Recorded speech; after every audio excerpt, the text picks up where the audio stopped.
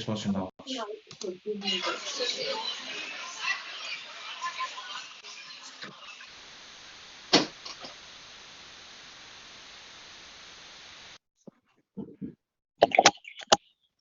Mute yourself. I'm taking them out. This is nuts. When I keep repeating myself, mute yourself. That means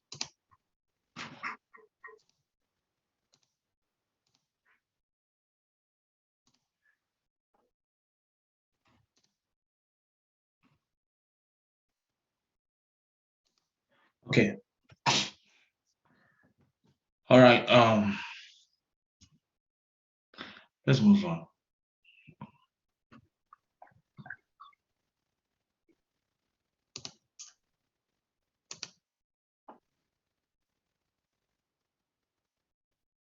Today we'll be talking about. This meeting is being recorded. So today we will be talking about the first life cycle of third party, which is the planning phase. Third party. So we'll be discussing planning phase. And the planning phase, that is what we have. You've been scoping the vendor. When you scope the vendor, in that same phase, you tier the vendor, right? Scoping is more or less saying you're trying to streamline. There are some vendors. See, if you're working in any organization, it's not all vendors will run assessment on. So we want to talk about the planning phase. Planning phase, right? During the planning phase, we'll do what is called scoping.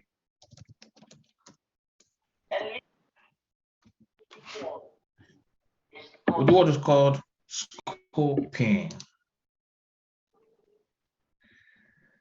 Okay.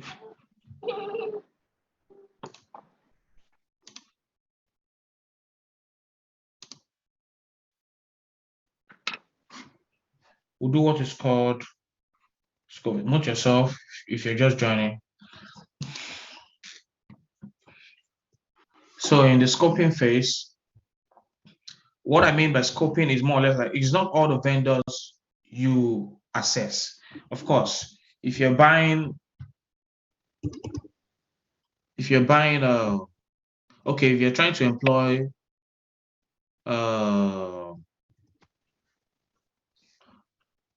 let's use an example of let me use something very, very, very easy. If you're trying to get, let's say you're trying to get some electricians. No, electricians is still a good vendor you put in place. Excuse me. Probably you're trying to get let's say loaner. You're trying to get a mown. What's mown for? What do they call these grass cutters? Is it mown or what's it called? Can someone please help me out? Lawn mower. Okay, mower. M-O-W, right? Can you give me the spelling? M-O-W-E-R. Okay, good. So you're trying to get a mower to come and do the work for your company. You don't need to assess them. So at that moment, you're scoping them out. It's not because they're not having access to you, having access to data. So that's called scoping. So you scoping them out. You're only assessing vendors that are having access, viewing, sharing, transferring. What else? Processing data, either employee data or customer data. So at that moment, you are scoping the vendor. So during this period, again, another way of scoping, when you scope that first level, that's the first level of scoping. Second level of scoping is when we now start using the inherent risk. I will explain that. Inherent risk questionnaire. Risk questionnaire. Right?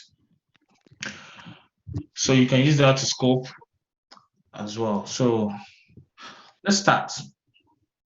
So in this planning phase, we do what is called this season. This section is more or less saying, okay, we want to know the inherent risk of the vendor during this period. In the same side, we want to tier the vendor. First of all, you want to look at what is the inherent risk. Please mute yourself. So the inherent risk, if you're just joining us, please mute yourself. Thank you. So in this season, we will do this. When you write the query, Okay.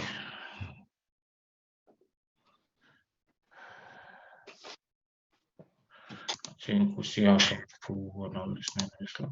Let me check this person now.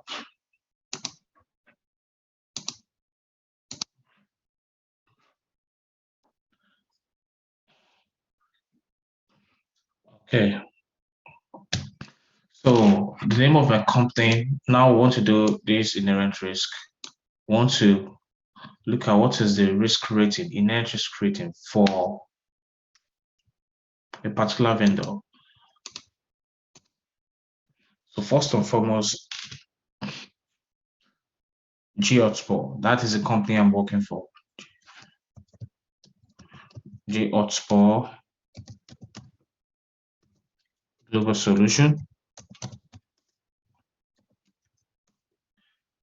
G-Hotspur Global Solution. I'm working with G-Hotspur Global Solution. The name of the vendor we are trying to onboard into G-Hotspur is called vendor. Name of the vendor we are trying to onboard into G-Hotspur is called. Let's use. We're trying to use an application. Let's say an application called. I'm looking for a simple one. Let's say Oracle. We're trying to use Oracle, right? In Oracle is the name of the vendor, right? So for the first thing that happens is who wants to use Oracle in G-Hotspur? In this G-Hotspur, let's say Latifat.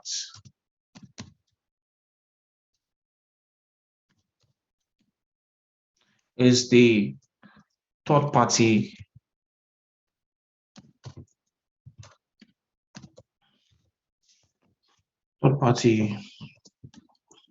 risk assessor, right? Latifat is the third party risk assessor.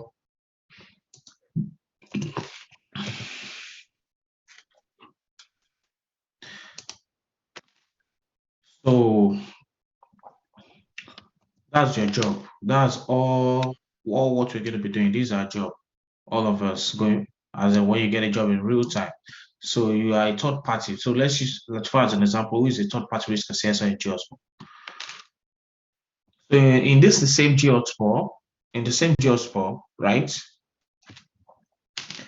There's a particular department. So let me tell you what Oracle is, right? Oracle, we have different, let's say we have different, different application used for using HR. So for example, if you're looking for a job, you will definitely notice that it takes you to a site. If you click on apply, it takes you to some websites. So those websites you're going to, or it takes you to rather, are application website, are HR application websites that those companies that you are trying to apply to, that they are actually using. They are off-the-shelf applications. When I say off-the-shelf, that means they bought those applications. It wasn't built by them. 99% of those companies that you're applying to didn't buy that, they didn't actually build the software or the application by themselves. It was actually gotten outside. It's a ready-made, let me use that word, it's a ready-made application. Example of HR application are, we have Workday, example of examples of, no, I'm not asking question, please. I'm not asking question. I will do that myself. Thank you. Examples of HR application. are Workday, Salesforce,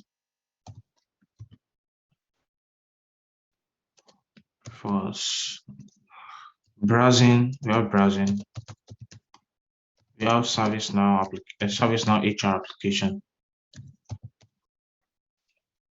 we have SAP HCM. HCM means Human Capital Management, and we have Oracle, etc. We have a lot, right? Those are the applications. So in JHotspot, there is a department that needs an application. Let's say the HR department. Need an application. There are different. We have different applications in JHotspot. We have different departments in JHotspot. We have HR department. We have finance department.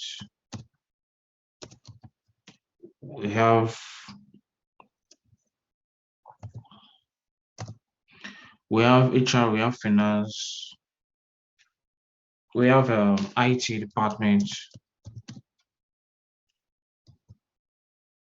we have logistics department.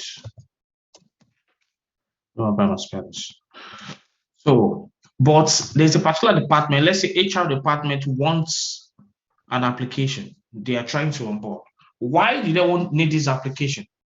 Presently, they are actually using the manual way of, inputting employee or potential employees information into their data. Probably maybe they are using Excel sheet. So they feel, okay, Excel sheet is not enough for them. It's not sufficient. It's not good enough for them. So they decide to, okay, let's look for an application to get. So the HR departments in JHotspot consists, let's say HR department in JHotspot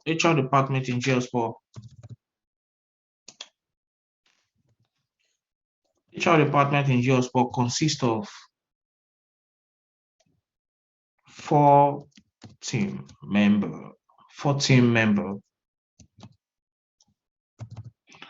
It consists of 4 teams. So in this 4 team, in the HR department in JHotspot, who are the 4 team members that we have? We have Ada, we have Jumi, we have James, we have Nice. These are the 4 people. So Ada is a senior analyst. The same thing.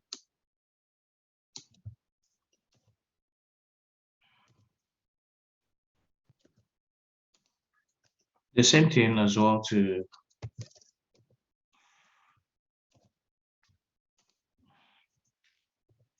James is a manager.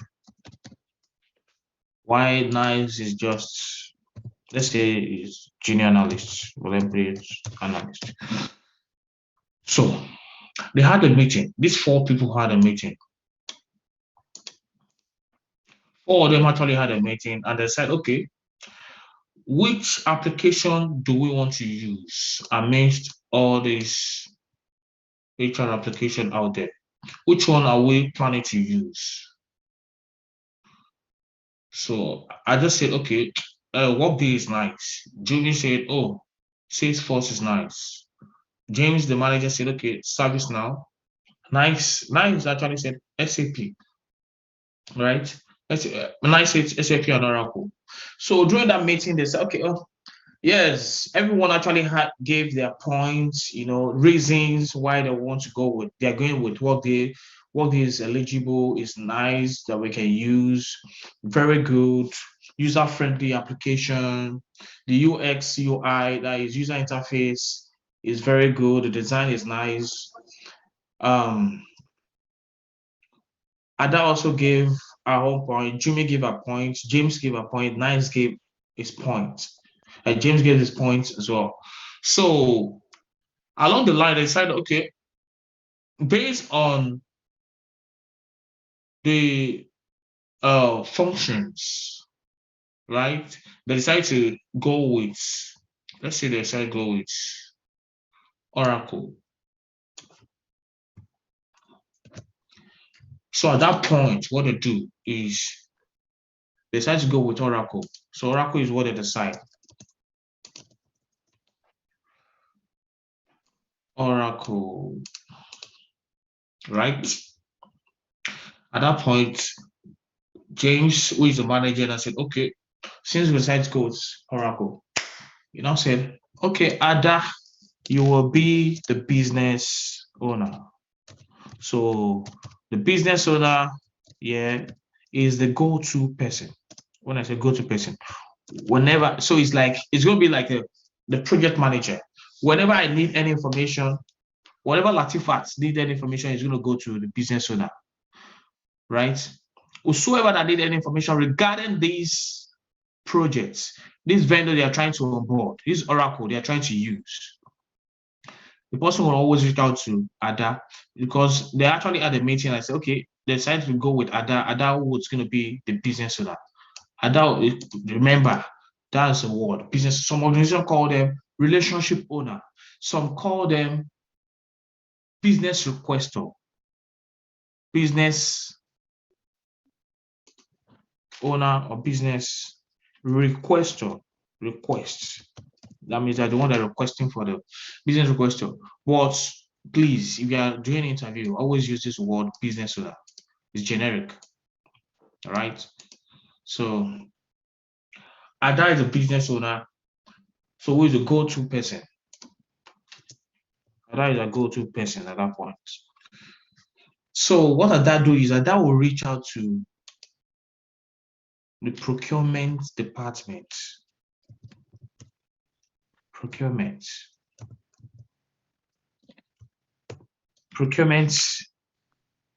unit. And I'll reach out to the procurement unit in Geosport and ask and say, okay, yes, we want to go with a particular vendor and which is Oracle. Could you please let me cycle back.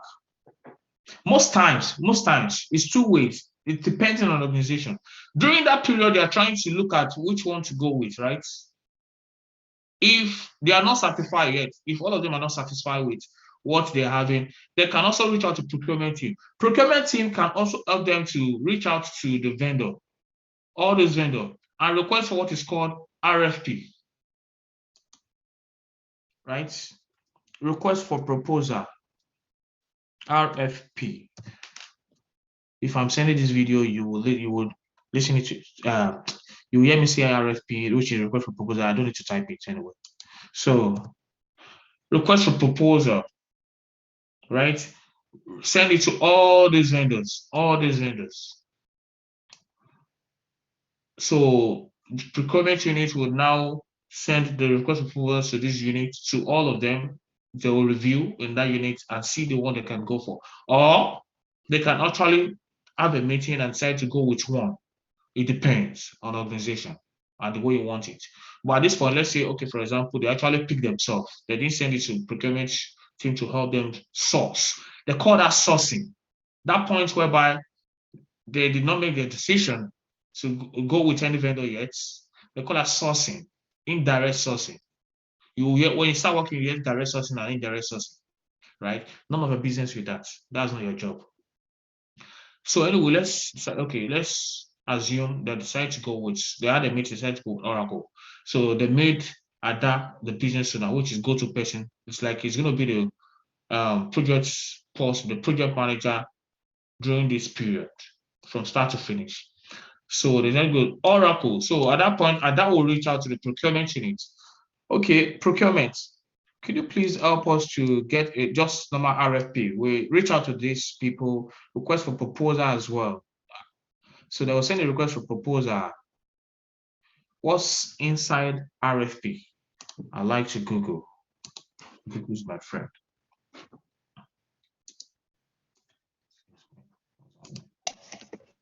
Mute yourself. Okay.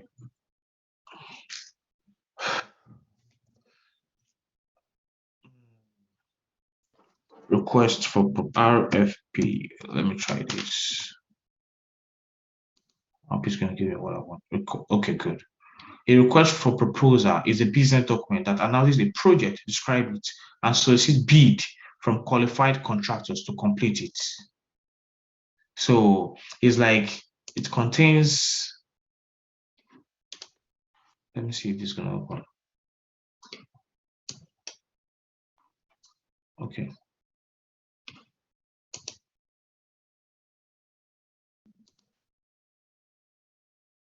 Request for document posted to elicit bid from potential vendors. Document posted to elicit bids from potential vendors. Specify evaluation criteria used for complex IT projects or to boost competition. You remember, to boost competition.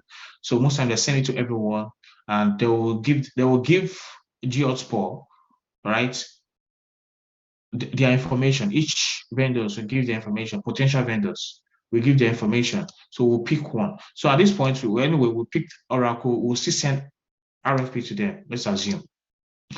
So procurement unit will now say, okay, we've gotten the RFP, take business owner, take review. If you want to do anything with them, fine. Whatever you want.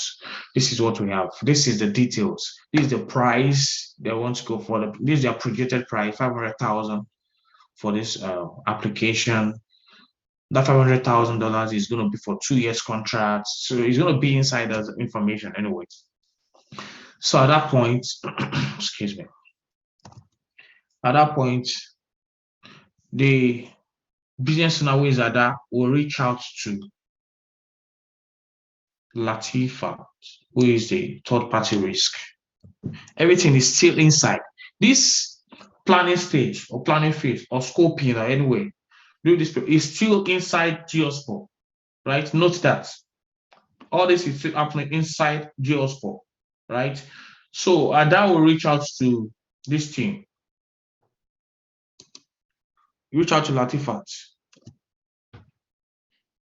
You reach out to their Latifa's team, right? So let's assume that okay, Latifa is the one that will assess. There might be like 7 people in this third part as a third party risk assessment team, right? So but the manager assigned Oracle, this vendor to Latifa to assess.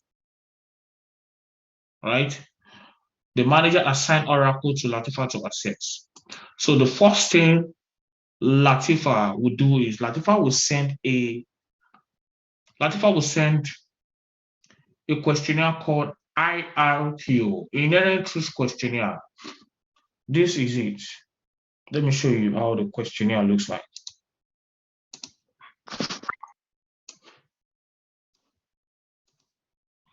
This is the questionnaire. So what is this questionnaire used for? It's used to tier the vendor. When I say tier, to tier the vendor to either high, moderate, or low. In Geospor, this is our risk model, or I call it in Geospor, this is our risk. Let me put it here. Our risk metrics. Our risk metrics in Geospor is high, moderate, low. It depends on wherever you find yourself. I've worked in an organization whereby their risk metrics is critical, high, moderate, low. I'm working with a particular client. So I've been on that client for since January. So we've been working. They just build a new risk metrics. So their risk metrics is their mission is high, moderate, low. But they're not hire a new guy, like a top guy, very sound from one of the biggest insurance company in US. So as at 2 days ago, the guy said, okay, we've done a lot. The guy now said, oh, let's add critical as part of the risk matrix. That's going to be critical, high, moderate, low. That's going to be a lot of work for us. So we have to go back and start doing how to do a scoring. Don't worry about those parts. When you understand this part, when you understand the life cycle, you understand that area. Let's focus on this. So anyway, these are risk matrix in JHotspur, right? These are risk metrics in JHotspur. High, moderate, low. Note that. We'll get back to this. So remember, as I was saying, Ada, who is the business owner, will reach out to the third-party risks team. So the manager will assign Oracle, which is the vendor, this team, this department is trying to use. Oracle HR, they're trying to use. So the TPRM team manager assigned it to Latifa to assess.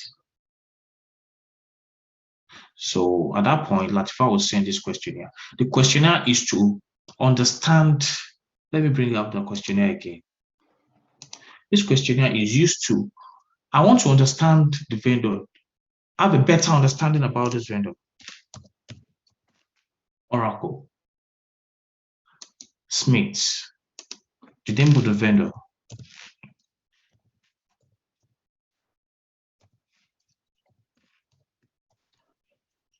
As the email of the vendor.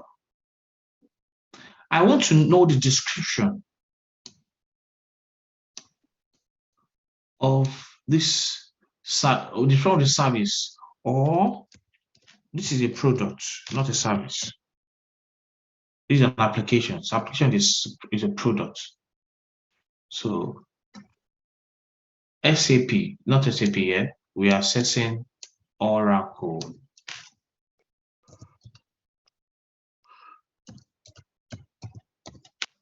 Oracle will be used to perform HR functions. That is what Ada, who is the business owner, will complete.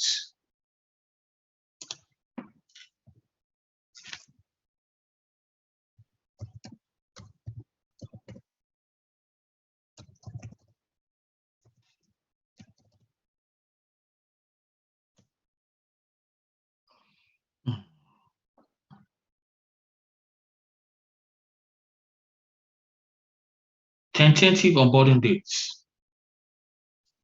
When are they trying to onboard this vendor? So Ada will be the one to complete, the business owner will be the one to complete, note, this particular inherent risk form, right? So let's say Ada mentioned here that it's going to be June 15, 2022.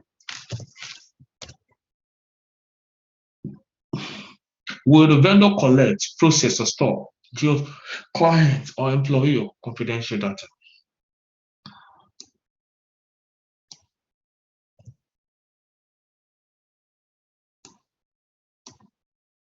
Remember, this particular section is very critical, it's very unique.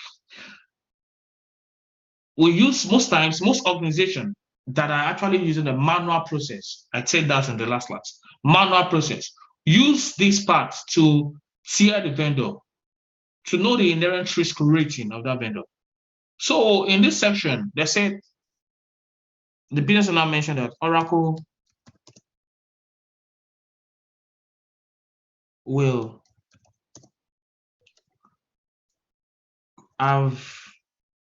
collect, because they are inputting information into this app. They will be inputting information into this application. right? Oracle will collect or store employee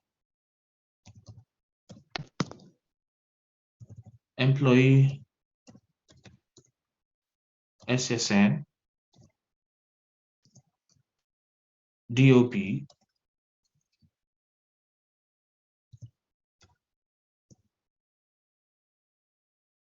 also potential customer. Let's assume customer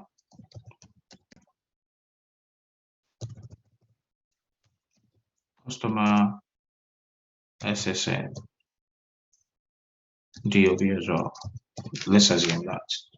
Do you know why I put this customer here? Because, okay, if you're applying for a job, of course, if you're applying to Geosport, you will go through, when you click on apply, when you see any job there, you click on apply, right?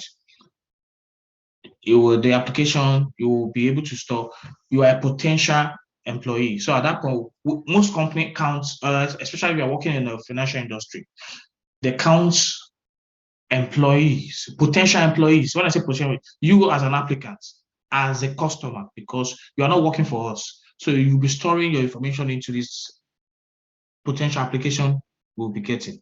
We'll be onboarding, right? Which is Oracle. So let's assume that the customer SSN DOB is there too. So this will help us to classify, to determine the inherent risk rating of this vendor. Most times, if you are working. So how do I know how to rate if it's high, moderate, or low? The company you're working for will give you a risk. Remember, I told you they'll give you these risk metrics, right? And they'll tell you we call it data classification. They help us to classify data to each risk categories, or let's say risk methodology. So, like for example, what do they will make a definition. So for if what's going to be an let's say customer sensitive information, e.g. they'll give you an example of this. Let's say SSN, DOP. They'll mention all those data type, right? Moderate as well. This moderate by employee, just employee information. Employee sensitive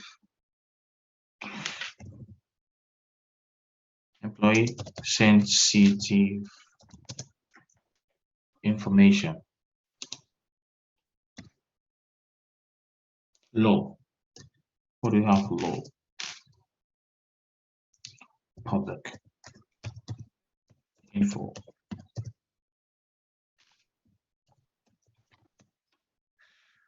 See your name out there. Of course, everybody else has a name on LinkedIn. So you can go to LinkedIn and search John Ahibe. Of course, that's the public information. It's meant for you. Let's move on.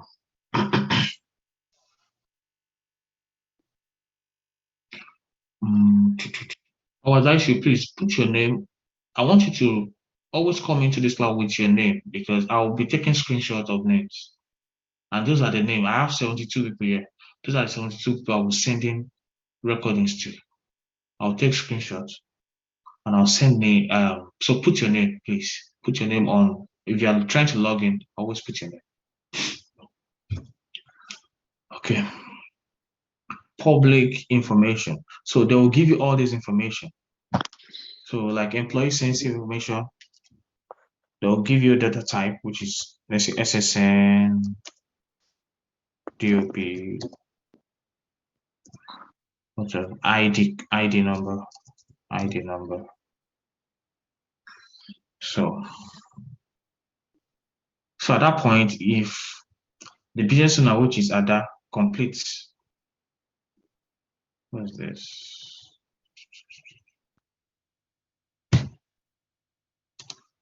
So Ada completes this and she sent it back to, let me use our business owner so you get used to it.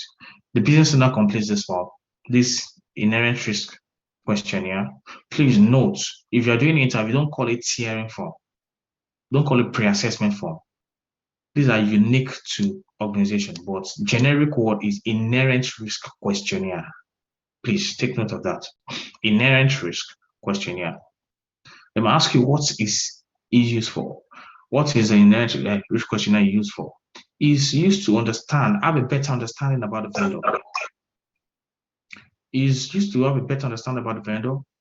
Is used to determine or tier the vendor inherent risk rating, either to high, moderate, or low, depending on the organization. You will always let them know that, okay, where you work present, your previous role, the risk methodology is high, moderate, low, and very low. But presently is high, moderate, low. Please mute yourself.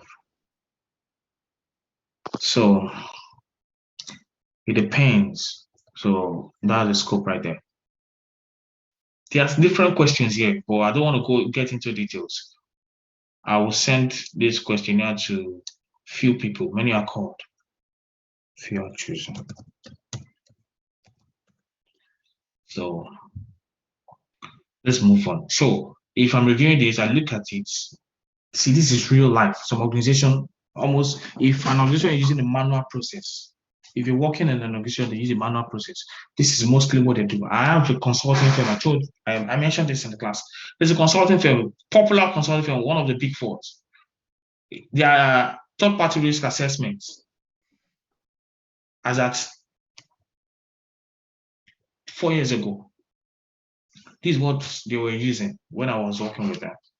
This is the way they do this exactly. They have an application that automates all these things, but at that point, they are still using the manual process. So anyway, let's continue. So they use this, they look at it, okay, Oracle will collect or store employees. So at that point, I will go look at the templates and see.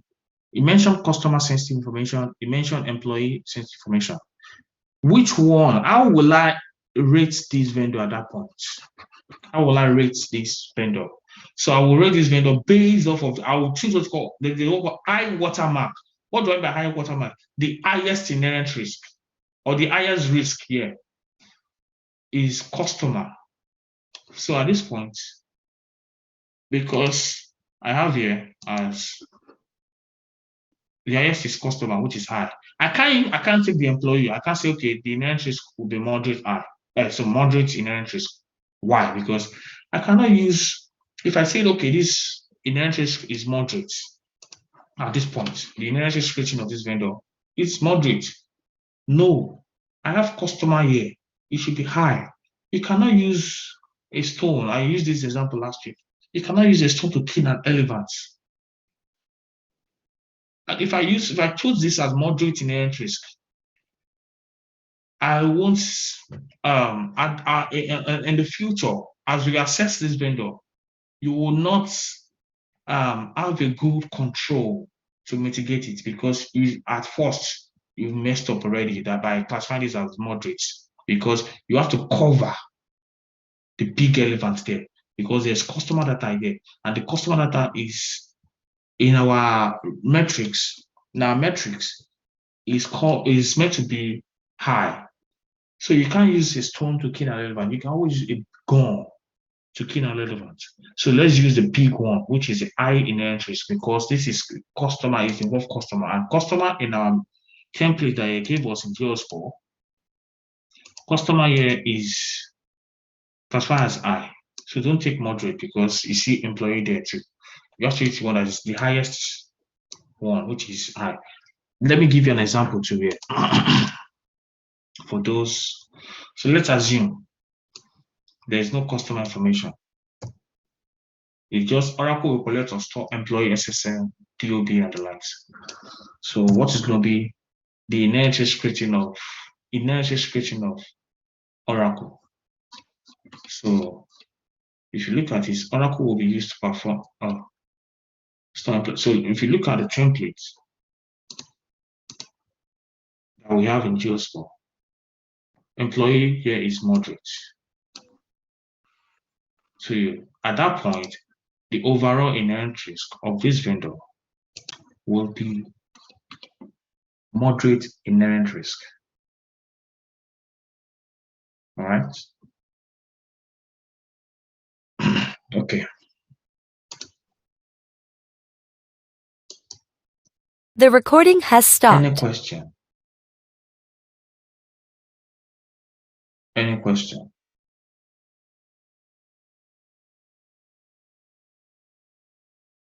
I have a question, please. Okay. All right, thank you. This is Anu. So my question is, I know you told us that in the actual work that most companies nowadays, they tend to do all of this in their GRC tool. So the question is, for this inherent form, if it's a company that has everything in the GRC tool, I think my question is, this kind of inherent form, is it going to be like we'll just send them the link to maybe click the form and fill it out, or how do we get them to get to where this inherent form is on the GRC tool that they're using? I don't know if that makes sense. Yeah, that's a very good question. Thank you. Hold on, let me resume the recording so you can ask that question, because I don't want to be putting everything into this recording. But that question, let me put it into here. So when you guys listen, you know. This meeting is being recorded. Can you ask that question, please? All right, thank you. So my question is, in most companies nowadays, we know that they're using a GRC tool for all of these things. So in a situation where we are working in a company that they are using the inherent tool, and that I want to send this inherent questionnaire, and they're using the GRC tool, how do we go about getting it across to them? Is there like a link or? Thank you. So if you are working in an organization, remember, you will be lucky. Yeah, let's say 50% of you, will be lucky to get a company whereby they are not using this manual process by sending this word by email to the business owner to complete. Most organizations will actually have a tool, an application who's called, there are a lot of applications, GRC application, governance risk and compliance application out there. We have RSA Archer, we have ServiceNow, we have Metric Stream, we have Process Unity, we have OneTrust, we have can't remember everything. We have a lot, lock parts. So all those GRC tools, they automate all these things there. So like these questions you're looking at will be automated in that application. So how do we send it? Varies. It varies. So for example, if I want to send this to, if the Latifa is a third-party risk assessor, want to send this to the business owner, which is Ada, she might actually just send a link, right? That link that she's sending, once Ada click on the link, it's going to pop up the website. Ada will go in, create a username and password, or depending on the organization. Let's say, for example, in Geospore, we're using a single sign-on, whereby once Ada clicks on that link, automatically it's going to open and she will just complete this form. All she's just doing is complete the form, complete all these things, and click submit. So once Ada clicks submit at the bottom or at the top, once you click submit, it's going to generate, it's going to send automatically alerts Latin which is third party risk assessor. Okay, that she has actually gotten a completion of inherent risk from the business owner, the Latifa will just go into the application, look at the scoring and the rating of that vendor. Ada, who is the business owner, will not see the rating. Most organizations don't allow the business owner to see because they will start asking questions upon questions. So at that point, we do not allow, mark my most organization. So we'll send it to, so if there's a GRC tool, it's like, okay, you are getting a notification. It's that way. Either you send the third-party risk analyst, send a link to the business owner to complete this form, or a notification, just a notification. So most times it's either a notification or just a link. And two. Thank you. You're welcome. Let me say this. I said this last class. Always be on the call. Schedule a meeting with the business owner during this time that they are completing this form. Organization varies. If you are working in some organization, they will tell you, okay, just send the link for them to complete. But personally, if you are doing an interview, always let them know, let the hiring manager knows that you like to schedule a call with the business owner when completing the inherent risk questionnaire. Why? Because you need to know how they are completing these forms. You don't want to do it twice.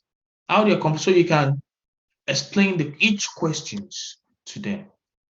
They might not have an understanding about all these questions. So you are there to guide them around these questions.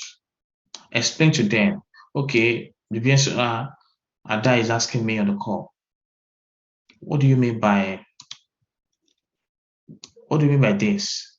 Would service availability issue at this vendor have a severe impact? They will ask me, what do I mean by this?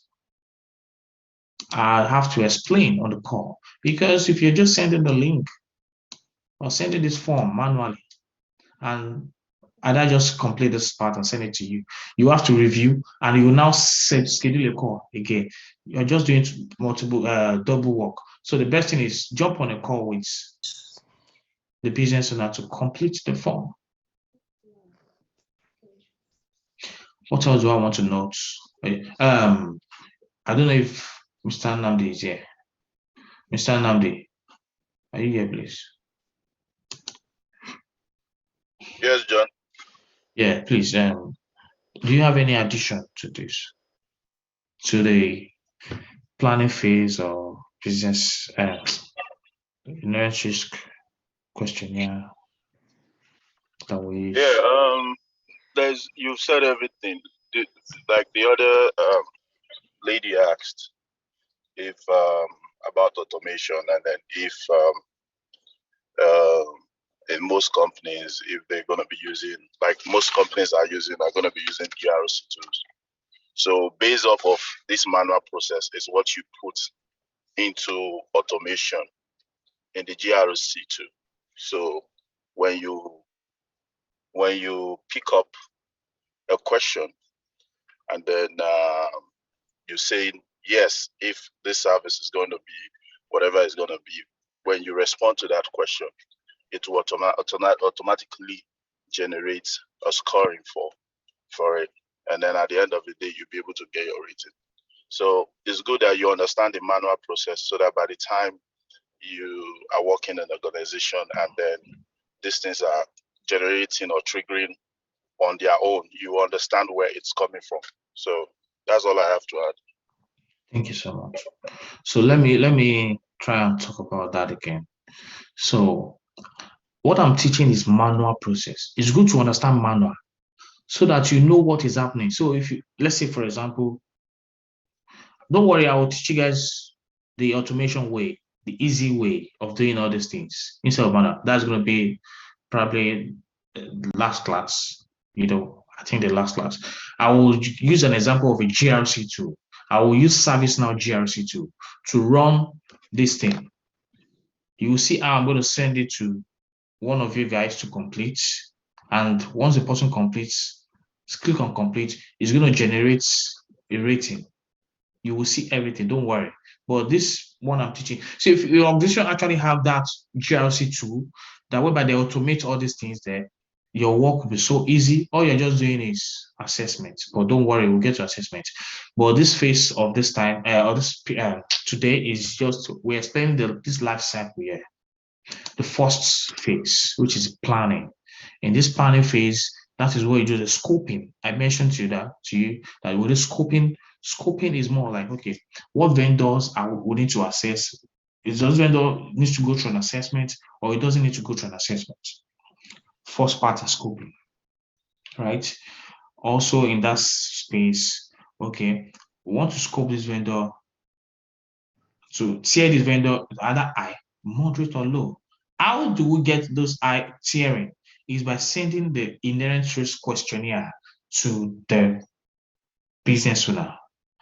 The business owner, who is the business owner? Ada. Where is Ada coming from? Ada is actually coming from the HR department in Geosport. Who is the third party risk assessor? Latifa. Latifa is in the third party risk management team. Everybody is still in Geosport, but different departments. Someone wants to ask a question. Talk well or Abbas. I can see your hand. Ask your question. Thank you, sir. My question would be, earlier you said the request is made from the business owner, sent to the procurement department, like ADA to Latifa. Now, that's indoor, like within an organization. How about if the business owner is coming from another company? No. Another company. How do you know that? No. So the business owner is not coming from another company. That's what I just retreated not quite long, so you understand better. So this is it. Everybody is still in Geosport. See. Okay. All what is happening all what is happening in this planning phase, copy, is still under Geosport. What's happening in Geosport? Geosport is my company, right? Where I work for. In Geosport, remember, inherent risk question. Before we get there, Geosport, Latifa work in the third-party risk management team. Ada, who is the business owner, worked in the HR department team. This is an example. So in HR department team, they need an application. They need an application. They're trying to look for a vendor to make use of in that department. Why? Because they don't have a good application they use in running their day-to-day activities of HR activities, like doing payroll. They don't have application they use in doing a very efficient payroll, doing onboarding, doing like all this medical insurance and the likes. They don't have a good one. So they decide to go with one application. So they decide to go with Oracle. So at that point, when they decide to go with Oracle in the HR department team, they now send this Oracle application for assessments, because you can't just use this application just like that. So, okay, let's just use this application. Let's pay for it and use it. No. Why? Because you are actually going to be bringing risk. You're trying to get a risk into your organization. You have to assess that vendor. You have to assess the application. Don't just use them. The most common risk, the most common data breach that is happening all over the world in cyberspace is an external. It's coming from vendors. Let me put it that way. It's coming from the vendors, not internal. It's coming from the vendor. So because of that, you have to assess the risk of Oracle before you start using them. So before you start using them, first of all, you need to know what inherent risk is. Inherent risk is a risk that comes with the vendor. Let's go for definition here. I like Google a lot. See, this question I just threw out is an interview question. They ask it at least 99% of all my interviews that I've done.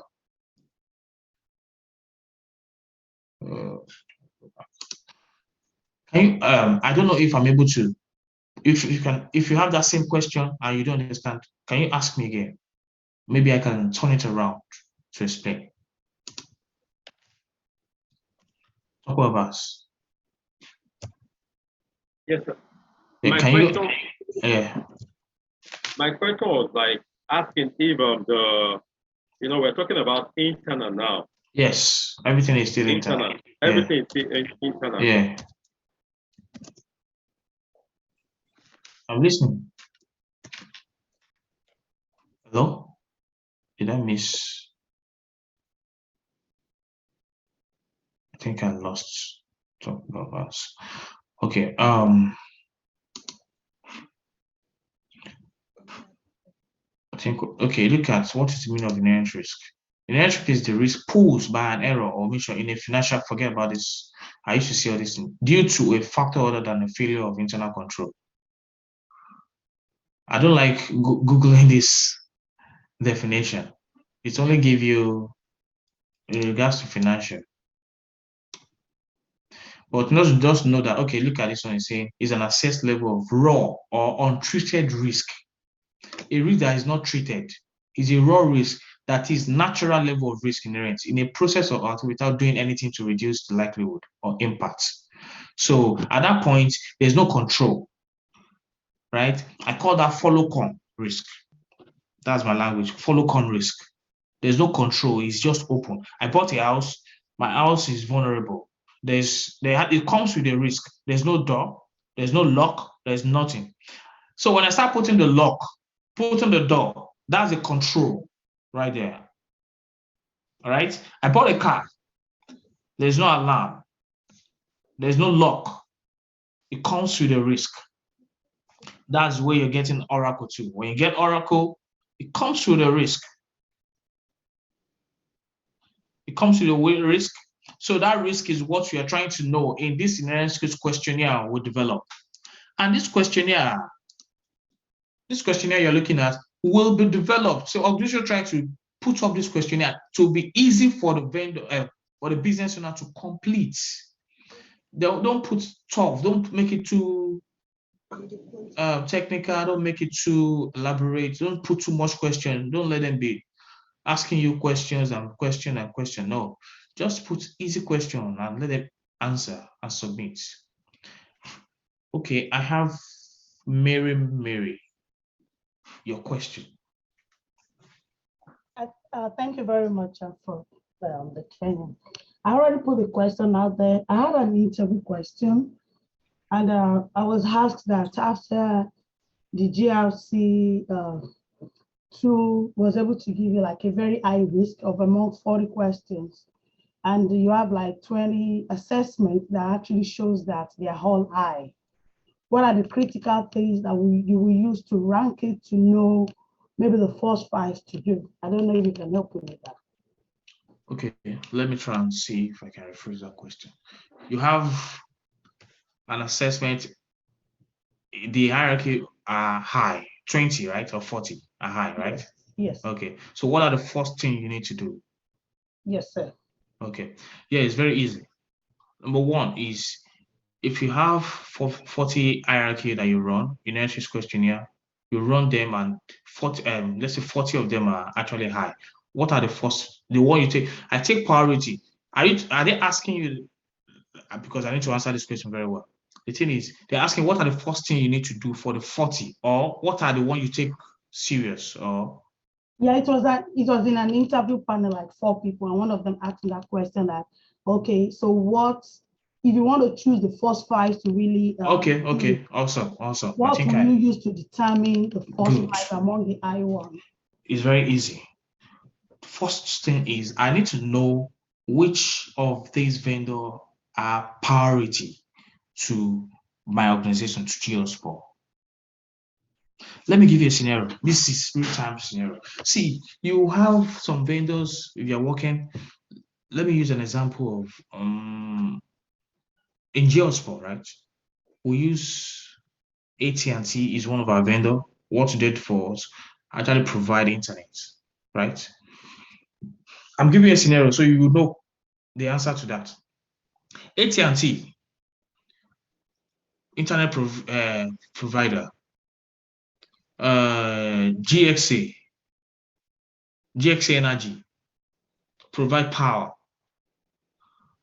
Which company actually provide water? Let's say ABC, provide water. That's 3, right? Okay, let me just type in so you understand what I'm saying. This is your question. That's a good question. Okay, we have GXA Energy. GXA Energy provides power. That's one of the vendor in Geotsport.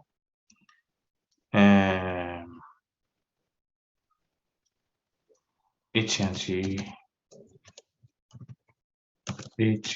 for internet provider.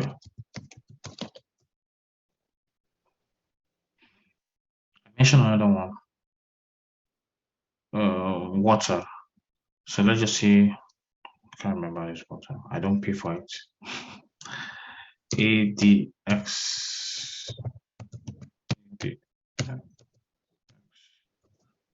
Right.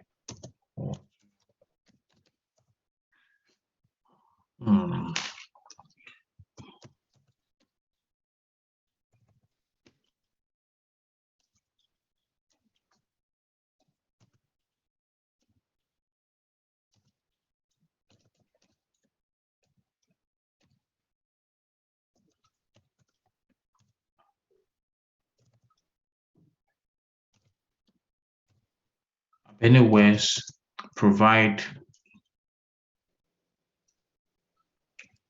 clothing for Geosport.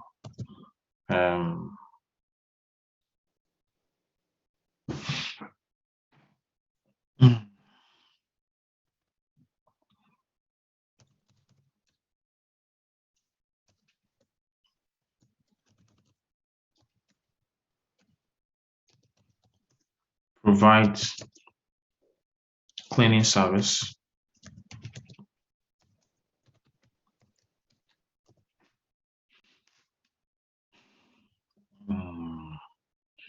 What other provision? Let's see. Let me use this Oracle too. Oracle HR HCM.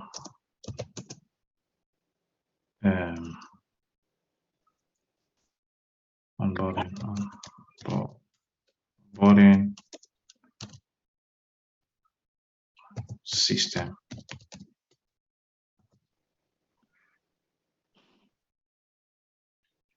Twitter. All these are vendors in Geosport. Twitter for publicity or advertising, either way. Ada, give me an example of a vendor.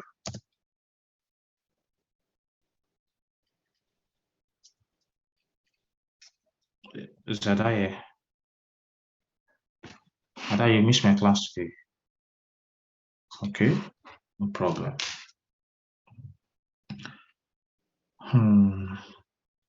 Duchess, example, and the service.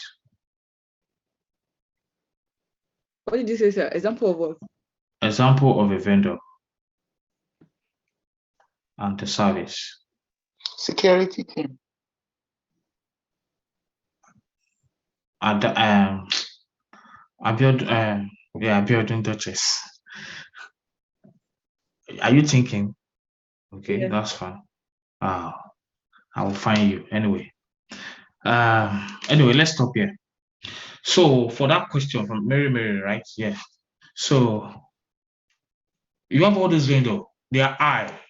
Let's assume all of them are. Their hierarchy, their inherent risk rating is I. At this point, they want to. How do you determine the one you take serious, or the power? How do you prioritize them? You prioritize them based on the criticality.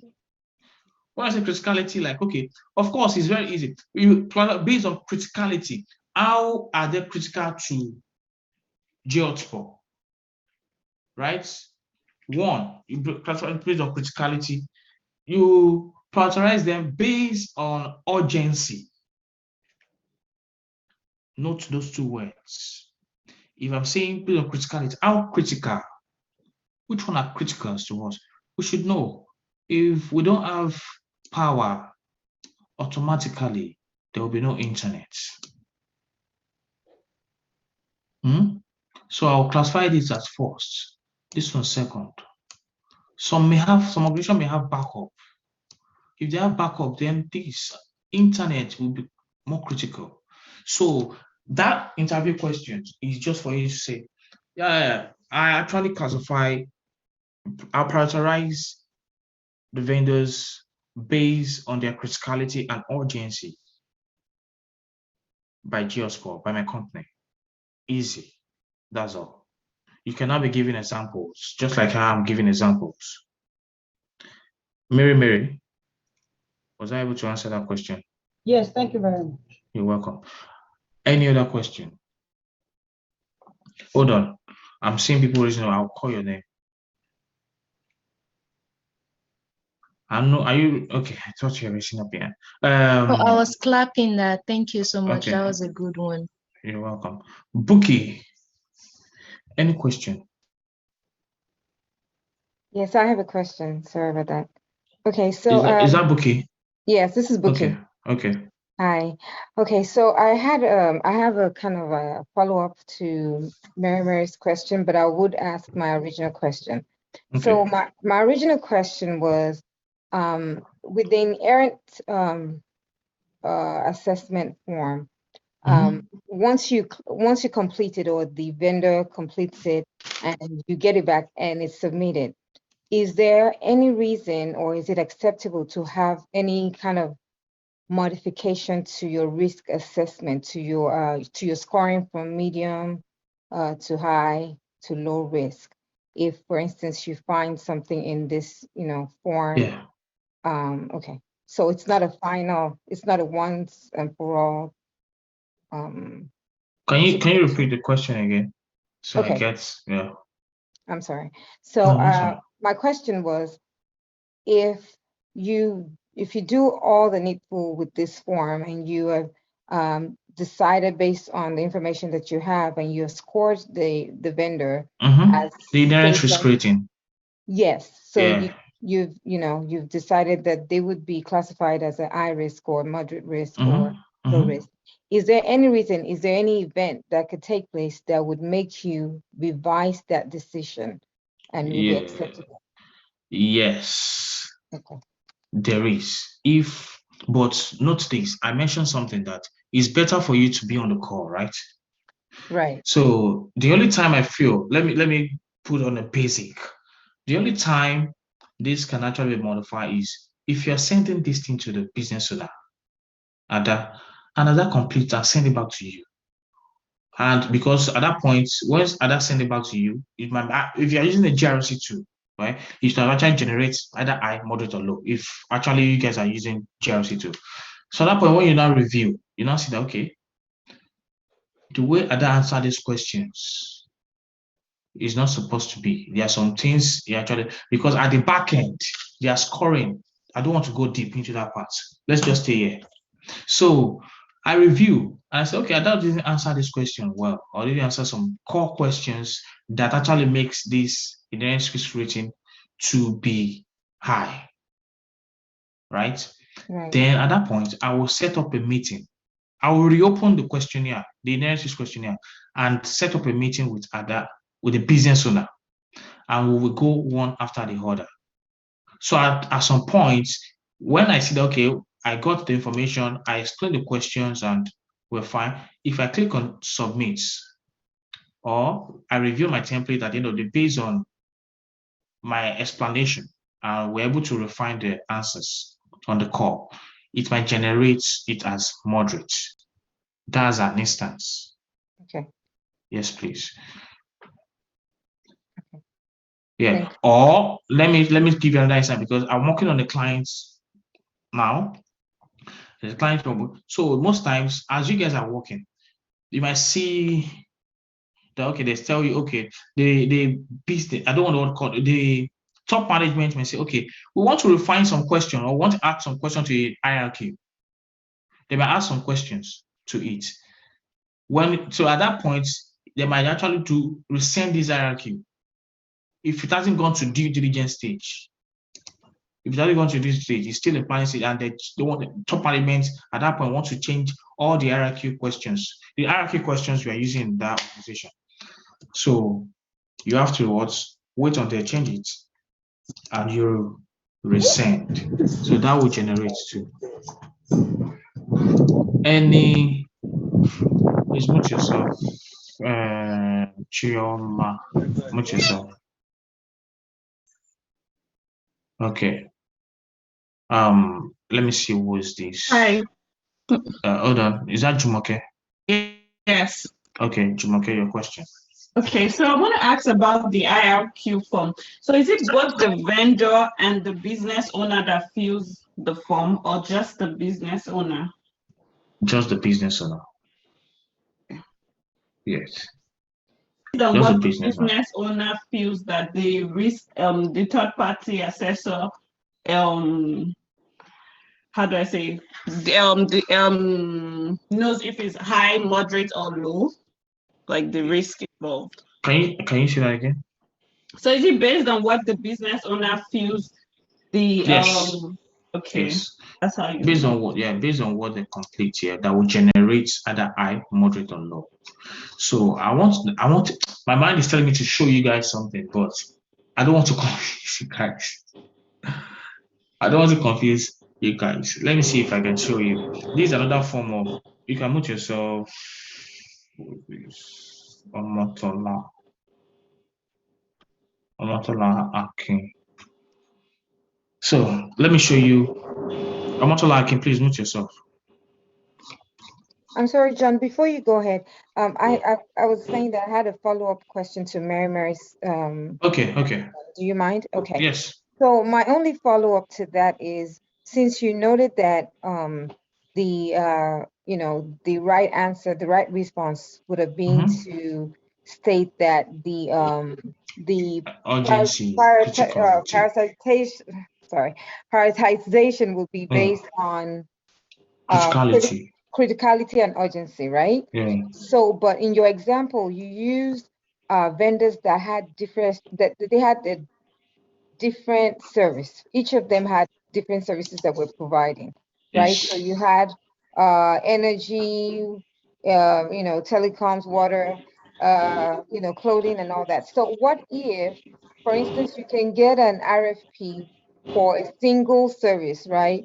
Maybe it's just for internet provider, and you have to pick between like AT&T, T-Mobile, Verizon, and something like that, and they're all providing the same service. In that case, how would you now classify your prioritization? So that question you ask is different from that Mary, but okay. That question you ask is on the RFP side. When I say RFP, that what she is asking is if they've done inherent risk rating, right? These are all the vendors we're using. So how do you know the one to assess first? How do you prioritize the ones you assess first in all of these high inherent risk rating, right? That is it.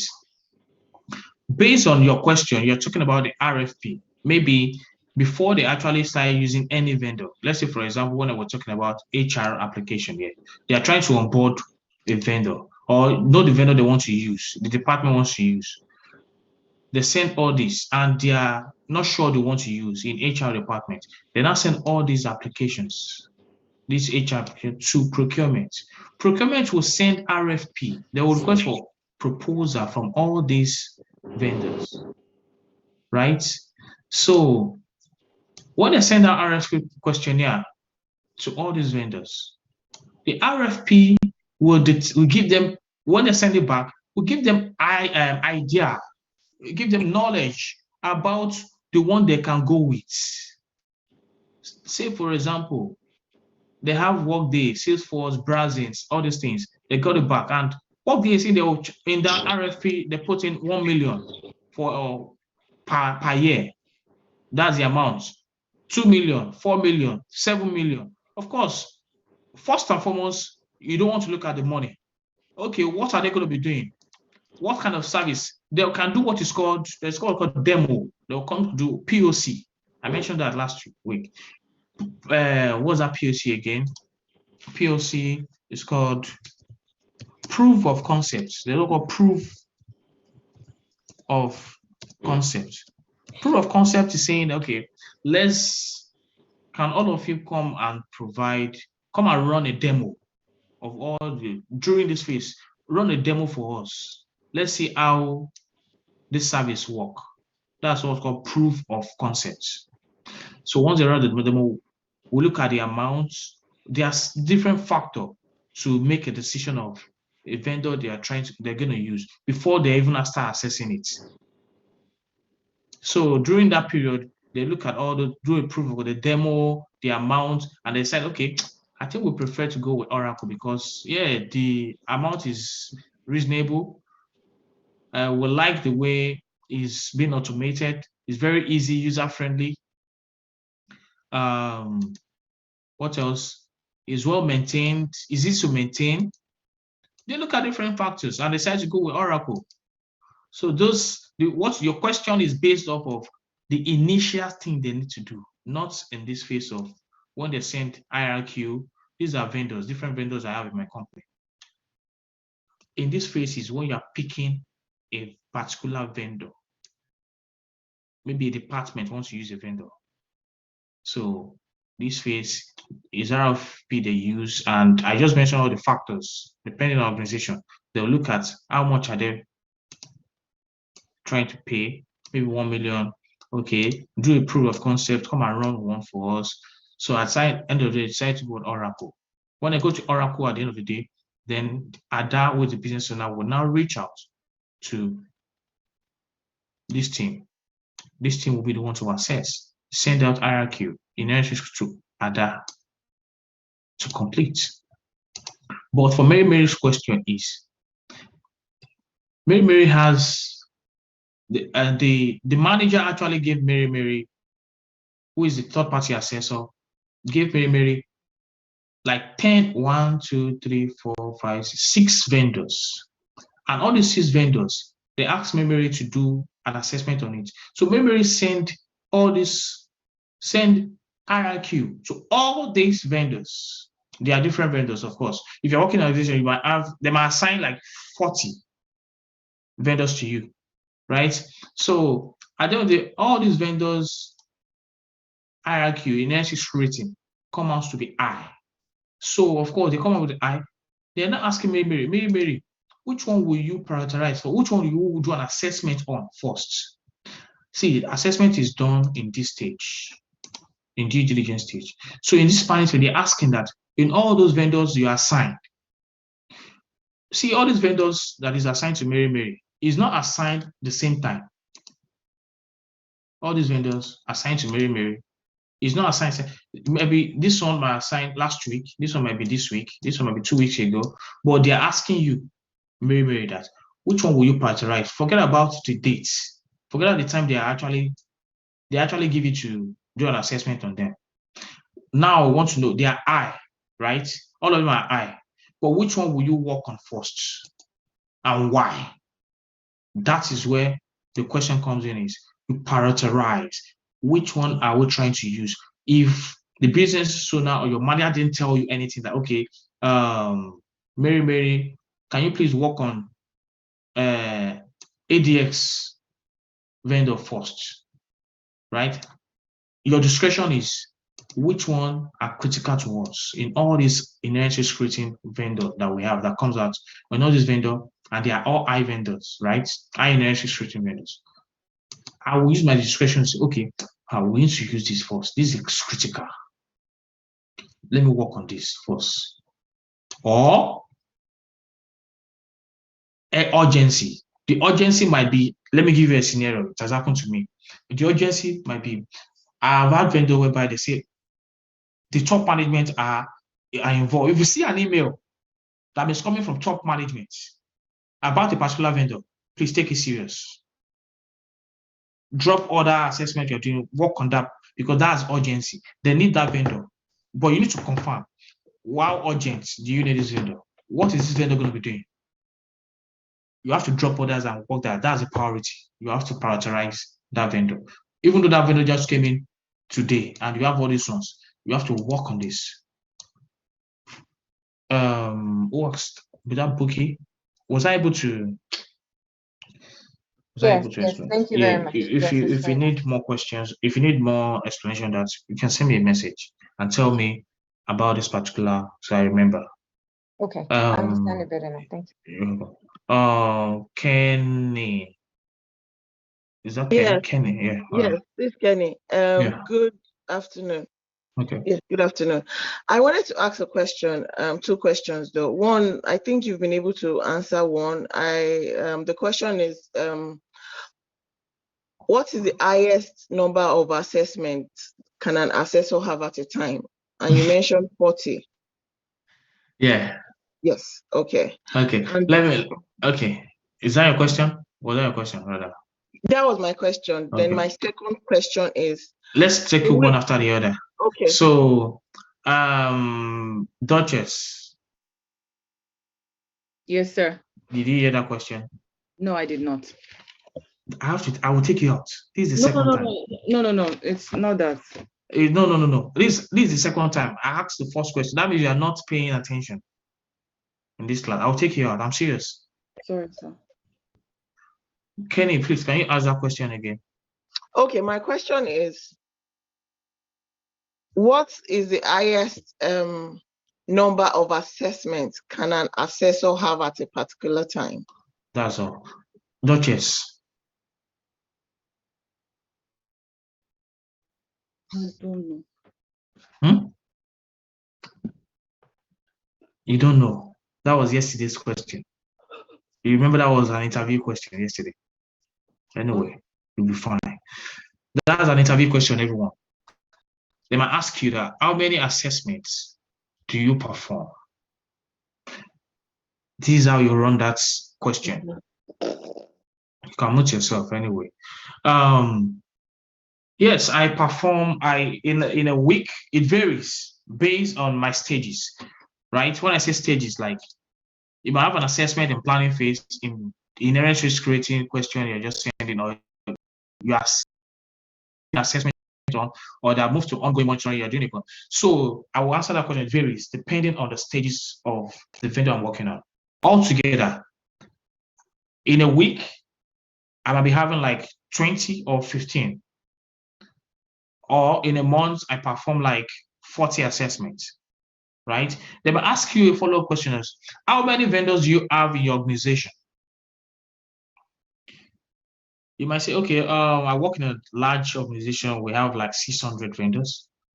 You might say you have 150 vendors, but don't ever go low don't go below 100. But to be in the middle, let's say 300, 350. If you're in the banking industry, most times might have more, 500. They might have, it depends, 600. But don't go below 100, right? And they might ask you that, how many team? How many are you in the team? Yeah, we are 7 in the team, 6 in the team. Okay. What's the other question? Kenny, second question. Yeah, thank you. My second question is, do we still need to send the RFP to just the vendor we choose? See, forget about the RFP. Don't talk about it. I just try to explain from the scratch. Don't, that RFP, forget about it. Take it off your head. Okay. Thank you. All right. Thank you. Mr. Caller. Yes, sir. Yes. My question is that I understand the GRC tool to be the automated part of the risk assessment. Yeah. So what is GRC itself? What's the full meaning of GRC? Governance, risk, and compliance. Governance, risk, and compliance. Okay. Let me tell you this. I don't like going deep into this GRC. So let's say in GRC, let me tell you something. GRC, okay. I think let me just speak to it. GRC is governance.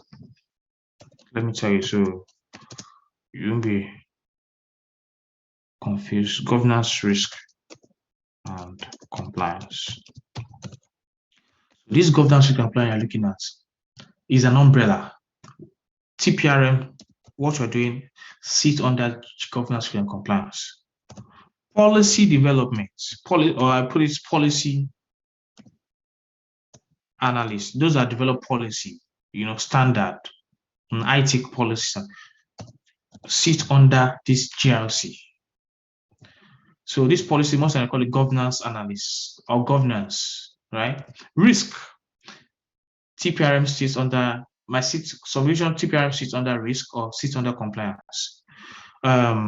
Also, there's risk itself. Like, for example, you might say NIST. So NIST is used to more like a step used for managing risk, right? Under compliance, we have ISO, we have privacy. This privacy is what we're talking about, GDPR, and CCPA. See, all these things you are looking at it, they are all. Please mute yourself, please. Is that Bookie? Please mute yourself. Sorry. So all these things you're looking at, they are all subject matter expert here. They are all careers you can see yourself in. Like TPRM is where we are. This one is a career. This one is a career. ISO is a career. Privacy, GDPR, they are careers. But GRC is just like an umbrella. So if you're looking for a job, if you see GRC, look at the description. If you see anything in that description, if you see anything written third-party risk, apply. Some will see GRC analyst. They won't apply. They'll say, oh, he's not third-party risk analyst. No, I will apply. I will look at the description. If it carries TPRM at all, I apply. Because some organizations call it GRC analyst. They don't call it TPRM. So when you start looking at the description and working, you know, oh, this is the third party. So this GRC2, there's a tool called GRC2. That GRC2 entails all these, they automate all these things there. So there's a section in that tool that talks that only carry this alone. So there's a section in that tool that carry this TPRM alone. So it's that I call it GRC2 or TPRM2. You can say TPRM2, but mostly we call it GRC2. So let's see an example of a GRC2 here. Governance, risk, and compliance 2. GRC2.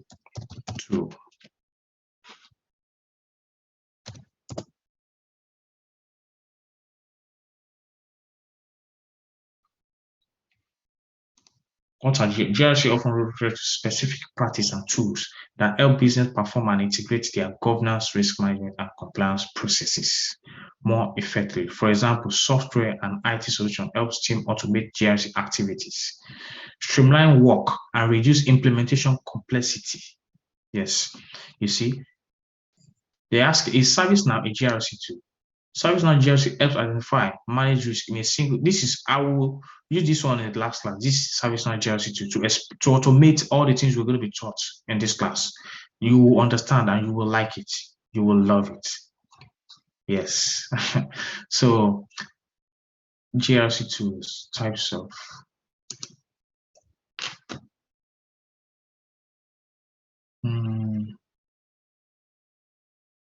this is top GRC2. This one will give me the best ones. But let me just say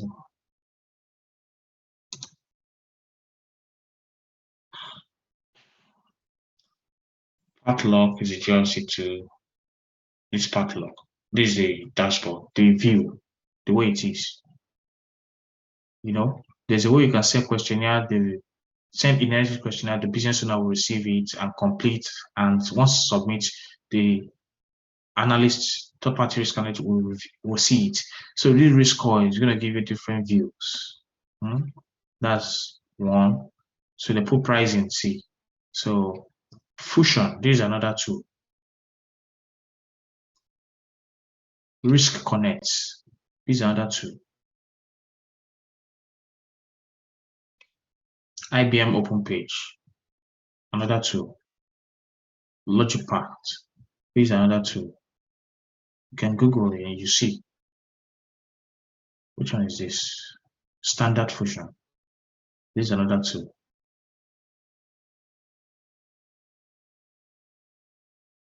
Metric stream. I've used this one. This is another tool. Service now. This is the one I'm going to use for you guys.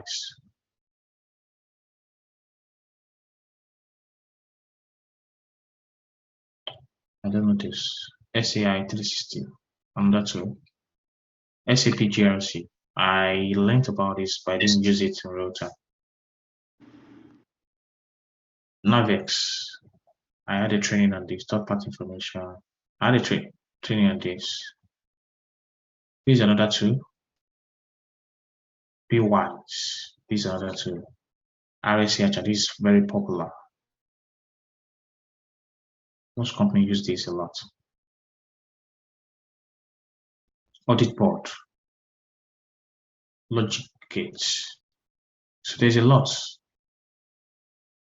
So they will automate all the things I'm going to be teaching this today and next week into a GRC tool. So it'll be easy for you to run instead of doing the manual process. So that's it. Okay.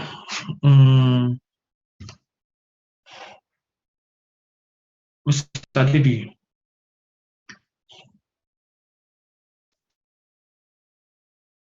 Mr. DB. Yeah, good afternoon, Mr. John. Thank you very much for this. Today's been better. It's getting better every day. Okay, I just want to reiterate. That was a before I forget. Okay, that was something you mentioned that sometimes. Okay, was it last week when you had you told us about one issue you had with one of the business owners that sometimes why the follow up phone call is important is that we because the business owner may be interested in a particular vendor, so that's one of the reasons why we need to do the follow-up phone call. I just want to the reason why we do the call is because you want to make sure that the business owner is not completing or answering the wrong, putting the wrong answer into the narrative. Because once you are not on the call, you send it to them and the complete and sent to you, and you review and you see, okay, the way they answer the question is not nice, it's not okay. You have to. That means you're spending more time, and you schedule now. At that point, you now schedule another meeting with them, or you schedule a meeting with them. Why don't you just schedule it? Sorry, sir. Sorry to interrupt you. I understand that part very well. Okay. But was it last week or last 2 weeks? You said there was an organization you worked with. You had an issue with is it the management team or something that there was a particular vendor they were interested in. That's where I'm trying to connect them together. I'm trying to see if you're talking about most times. Okay, let me just put this. Maybe this is what you wanted. Let me know. So most times, some business owner just want to complete this questionnaire, giving the wrong answer. Why? Because they need that vendor as soon as possible. They don't want. They want it to be low.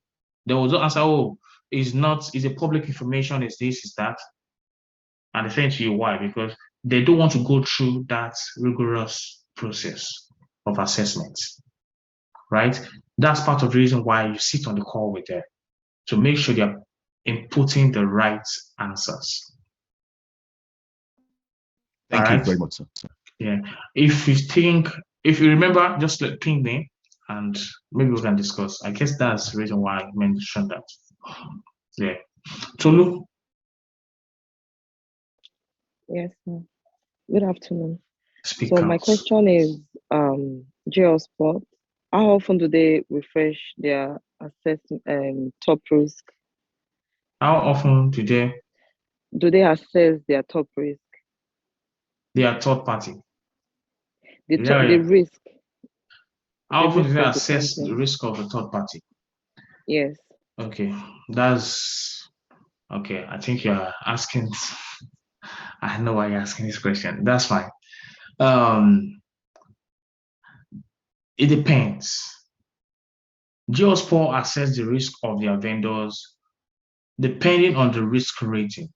So, because of that question, normally it's not for today, but let me just quickly note something here.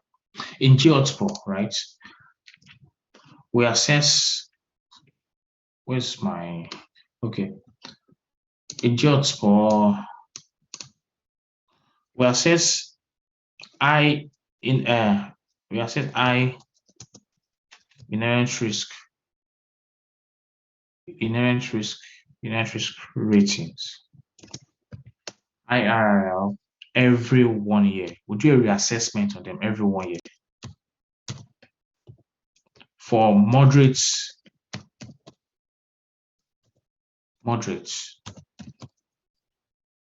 IRR, we do it every 2 years.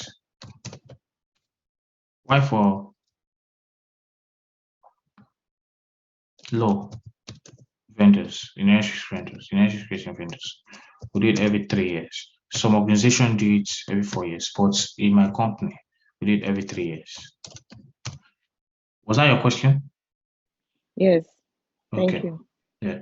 So this question she asked is going to be here.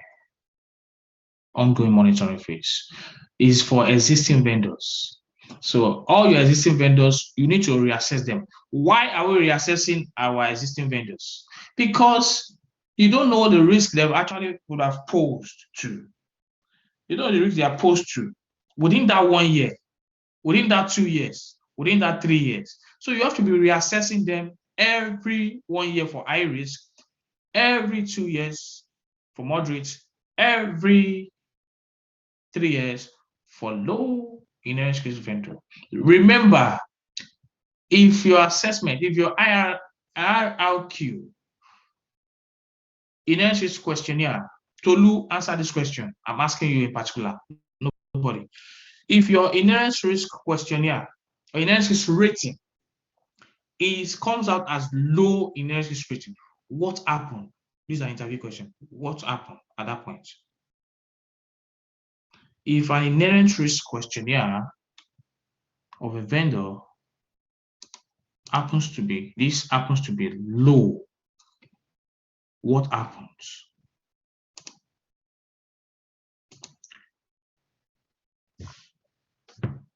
I'm talking to you. Sorry, you go straight to execution. Huh? You go straight to execution. Why are you going to execution? I mean, the team, you go with the team to execute. Keep quiet and lock yourself. No, because it's low. I mean, sorry, Because it's low. It's low. Okay, good. That's a good response. I owe you. I'm throwing question, but okay. I think I see how people for round up. Talk about you've asked a question, right? But I'm still seeing your hand. Yes, sir. Oh, no. I've answered the question. Okay, Kenny too is fine, I guess. Kola is fine. This is Kenny here. Sorry. You have another question? Yes, I actually put it in the chat, but maybe you didn't see. I said I asked what is the most common tool used? I'm asking this for interview purposes. Okay. They won't ask you. Okay, they will just ask you what tools do you use? You can just mention ServiceNow, and you've used ServiceNow, you've used RSA Agile. So those are common. So RSA Agile, but if it's a financial institution interview you're doing, just RSA Agile, you can mention RSA and just or metric stream. Metric stream. Metric stream. Metric stream. Metric, then stream of water. Yeah. Okay. Then the RSA what? Agile. RSA Agile. Let me put it here. Okay. Thank you. RSA, this is RSA Agile and metric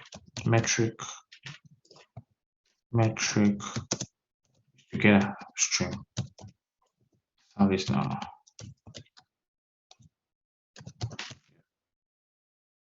Okay. Yeah, does the hierarchy get modified with time? Yeah, it depends on the top management. They might say, okay, they want to modify the hierarchy. When that question is more like maybe they say, okay, this hierarchy we need to add some questions into it. They add some questions. But at that point, it doesn't affect existing vendors until they are doing a reassessment on that vendor. It might affect them. So, for example, you have a vendor you are using already. Let's say you're using Facebook in your organization already. They are existing vendors and they are inherent risk rating when they assess them during the inherent risk phase or during the planning phase, the hierarchy was high. Oh no, let's say the hierarchy was moderate. So when they modify, after 5 years, we'll modify. So maybe we are not doing, it's time for us to do a reassessment, right? Or ongoing monitoring on Facebook. And we've modified hierarchy. The rating might come to be high based on the modification they made on the hierarchy. The rating might change.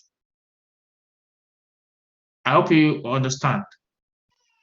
I need the feedback. Yes, I do. Okay, who can see you? Yeah. Okay, so D. Did I answer? So who's D? D. Who is D? D raised up his hand. I don't know. Okay, the risk assessment and vary from company to company. I don't understand this question. With the risk assessment and analysis, I don't understand that question. If you can voice out or send me a message Yes, and we'll talk. Okay. thank you, Mr. John. I was going to ask a question, but you've kind of touched it somehow. Because I was trying to see if it was when they asked the question of which of the highest, what would be the okay. So I'm trying to know the vulnerability assessed, that how Okay. will we determine which one would be. Okay, thank you. So Yinka answered the level of importance. Nice one. I have 20 of the type. How will I determine the first 5 assessment? Okay, work within a week. Yeah, it depends. If I have 20 of the type, after the GRC2 indicates that the risk is critically high after doing the inherent risk. If I have 20 of that type, how will I determine the first 5 assessment to work on? It varies in a week. I'm going to work on it. It varies. The urgency, the importance, criticality of that vendor, or you have been told by your manager that, okay, work on this first. So different ways. I mentioned those ways. I have an interview, but that needs a lot after. Okay, that was it. Please, okay, all right. Okay.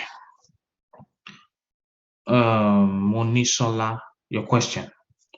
I have time for questions now, so because I'm done. So your questions, please don't be mad if people are asking all these questions, because these are interview questions I'm receiving. I'm telling you, these are interview questions. Please note that. So, Monisola, your question. Thank you very much. You talked about governance risk and compliance. I just want to know, is it possible for one person to have good knowledge of all these sections? Very, very, very important. And when I say very important, like at least I'm a third party risk analyst. I moved there as I used to be an IT auditor, right? Before I moved down here. IT audit is part of GLC. I can split them into compliance.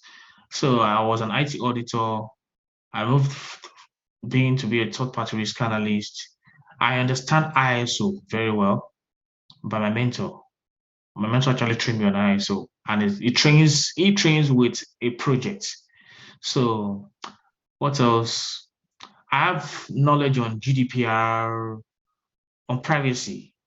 So I'm a kind of person that I like to know everything, even high level, but this is my subject matter area, TPRM and let's say audit. But I try to understand all these things because you don't know where you might be fixed in. It's good to have those knowledge. Very good. Just have high level. You can read this on your own, on internet, YouTube, and the likes. And I understand service now very well. Yes, I actually got to know this through. Yeah, I know service now. I sent a job in the group. It's called Cybersecurity Service Now Business Analyst. If you have idea of TPRM, how they use TPRM service now, the automation parts, right? It's easy for you to get a job as a TPRM service now. There's a job for GRC service now or cybersecurity service now. You can apply for it if you understand how to use just these parts in service now. You can apply for a job. I've worked as a GRC service now analyst before. So just for me to understand this, I can get a job with this together. So that job I sent to the group, if you understand service now a bit, and you understand the process of TPRM in this service now, the process how is being automated, you can get that job. So you just understand everything, high level, be a subject matter expert in one. You can be a subject matter in everything. It's left for you. I think, do I have one more? How many minutes do we have left? So I think I'll just take 5 or 6 minutes. Okay. Yeah, Mr. John. Name. Yeah, my name is Panale. Okay. Yeah, I just wanted to ask already. Someone already asked that question on the chat. That what's the most common tool used, for interview purpose? You actually mentioned some like the fusion framework, the standard fusion. No, see, this is it. Mention this. Don't go too far. Okay. This three. That you've used these three before. You can also add to it that you've used. Of course, all companies knows RSA Agile, and at least they know service now. Okay. So you can just mention OneTrust. Thank you. This one is getting more known too. Mr. Nnamdi is a genius in this OneTrust. So he's using OneTrust a lot at work. OneTrust. See, OneTrust they started with this privacy. They started automating. They automate OneTrust, privacy in OneTrust. It actually came out as privacy too, but now they do TPRM in it. ServiceNow came out first in the GRC space as in the space of TPRM. Now they do policy and compliance. They do risk management. I'll show you all these things. They do audit management. They do business continuity management on it, and so forth and so on. I have a question, please. Thank I was you. raising my. Oh, sorry. I'm all right. Okay. Yes. So, the question I asked is, sorry, my question is, so as a analyst, as a TPRM analyst working with, or as a third-party assessor working for GeoSpot. Okay. So when when the procurement team already make their requirements or their findings, they reach back out to the product owner, business owner. I know. You know why? Yeah. They reach back. I'm sorry. They reach back out to the business owner and all. So me as a third-party analyst or as a third-party assessor, how does this get to me to start my planning phase? Like, will they just, when they fill the form, maybe on the GRC2, will it just get to me as a queue, or will my manager assign it to me, or how would they assign this work for me to start, conducting the planning phase and all? These are interview questions too, and it varies per company. I've worked in an organization whereby there's a tool. Your manager have already assigned it to you. So you see it when you log into that tool, you will see, okay, this has been assigned to you. They might assign 3 to you. You pick it up there. Most times, it's a manual process. If you are using manual as a core manual, your manager will just send you a mail. Okay, Latifa, please work on this. Sometimes they route you through a tool. So let me tell you how you get into that tool before your manager starts routing it to yourself. The business owner will go in there, right, and complete a form called intake form.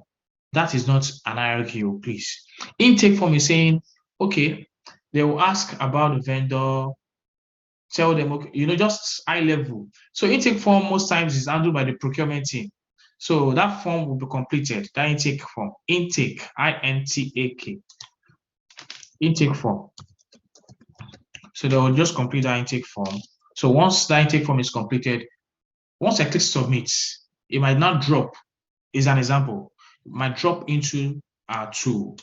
So once you jump into the third-party risk management side of it, my manager will just assign it to anybody. Or there's a list, Excel sheet of all the intake procurement actually has.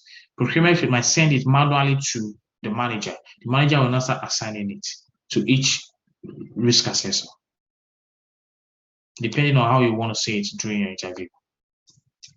Thank you. You're welcome. Any other question before? I don't want to jump the guts. I don't want to jump ahead of the class, Please but don't jump. Don't just keep quiet. You ask okay, me, okay. you send me a message. Okay, thank you. You're welcome. Who else? Who else? Who else? Who else? I think we're good for today. So, there's someone in this. Okay. Any question? Any question before? Hello. Hello. Yeah, Mr. John, I have a question. I already typed it in the chat room. So I asked a question. If a risk vendor are assessed by the urgency and criticality using your discretion as an assessor, so what happens if the assessor does not come out with the right decision? And then, or is the team going to meet and then come together to a final conclusion about the decision? So, are you talking about the hierarchy phase, in the planning phase? Yeah. Okay. Let me tell you what happened in the space. In that space, there's nothing is done. If it comes out at I don't know if I'm aligning toward your question.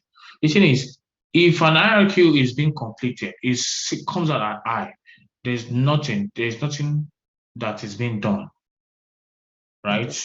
Yes. So, but when you get to due diligence phase, I will tell you they don't call peer-to-peer review. They do that in the due diligence phase. But this same question you asked me, I don't teach. There are some things I don't teach in a class. Biodo knows. I don't teach. There is an answer to that, but not in this space. Let me tell you, let me just chip in this. There are two parts to third-party risk, right? There is non-financial and financial. The financial aspects, the process is different.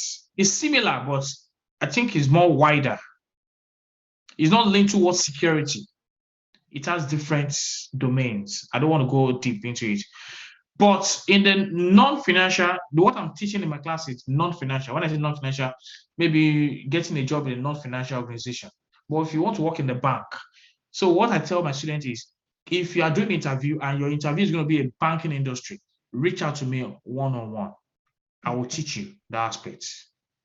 I don't teach it in the class. So based on your question, there's what we do in the financial, in the hierarchy there's what we'll do, but I don't want to speak on it. I don't want to get confused. But just assume real life, we don't do nothing.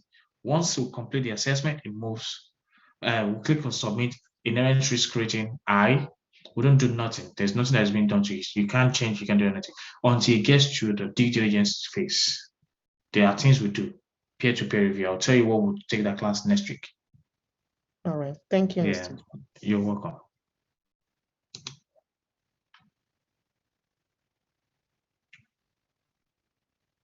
Okay. I think we're good, right? Let me stop recording. See, all these questions are interview questions. I like this pattern, right? I'll finish teaching and we'll ask questions. These are interview questions. Stop recording. The recording has Okay, stopped. so next class we'll be talking about due diligence, right? Mr. Namdi, do you want me to come to your place or you come? I'm tired. Okay, I will come. I don't know if you're still in the class. I'll come to your place, but I'll try.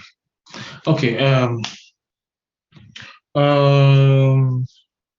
Okay. Next class is going to be on due diligence. In due diligence, that is the part you need to know. You have to pay attention very well.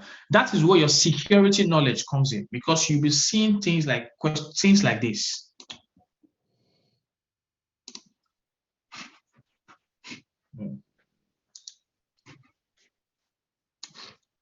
So in the next class, you'll be seeing things like this. This is a questionnaire. I'll tell you what this questionnaire is used for. You'll be seeing this. Just remember that today we did planning phase for the vendor. Which vendor? Oracle. We did Oracle today, right? And their rating comes out as I. So we'll tell you what. So the next phase, what we're gonna do. So let's just have that in mind, that the next phase of what we're going to do for that high inherent risk rating of Oracle. So these are questionnaires. The reason why I say reading that book is because if you are working, you need to understand all these jargons. All these jargons you are seeing. It's much. If I show you financial questionnaire, the one wants to this is the financial. No, let me just it. This one is much. This one is much.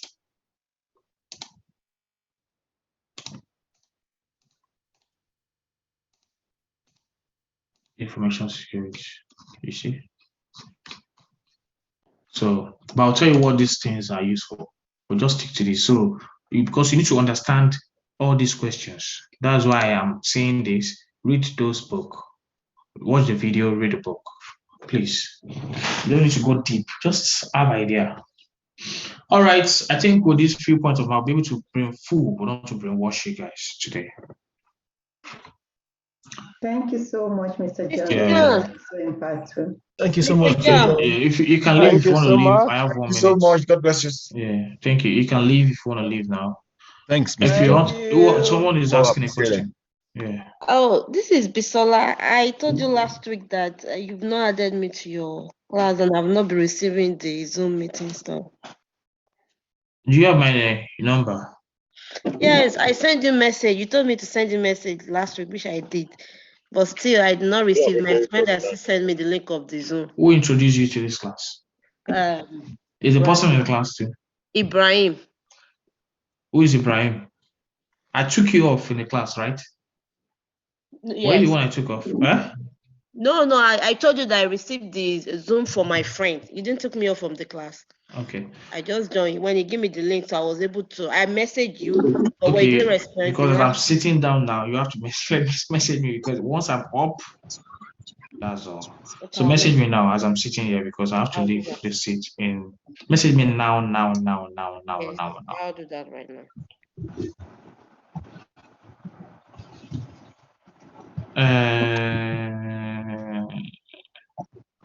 Thank you, Mr. John. You're welcome. Okay.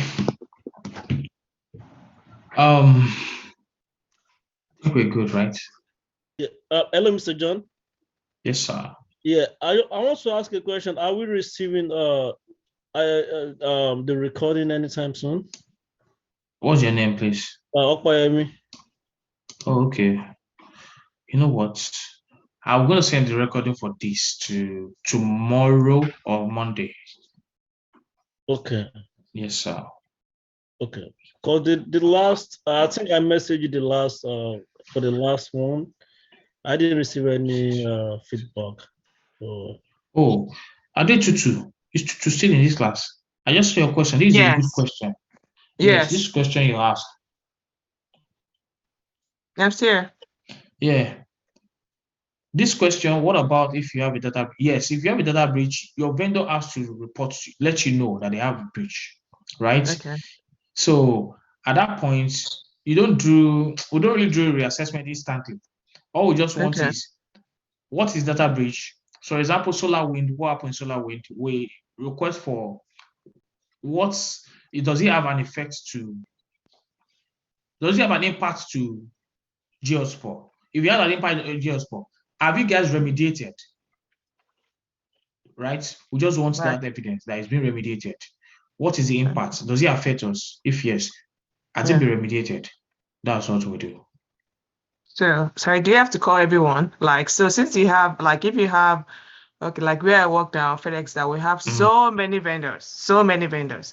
Yes. Do you have to call everybody on board, or what do you have to do? No. Or do you just have to I think your streamline? question now is switching.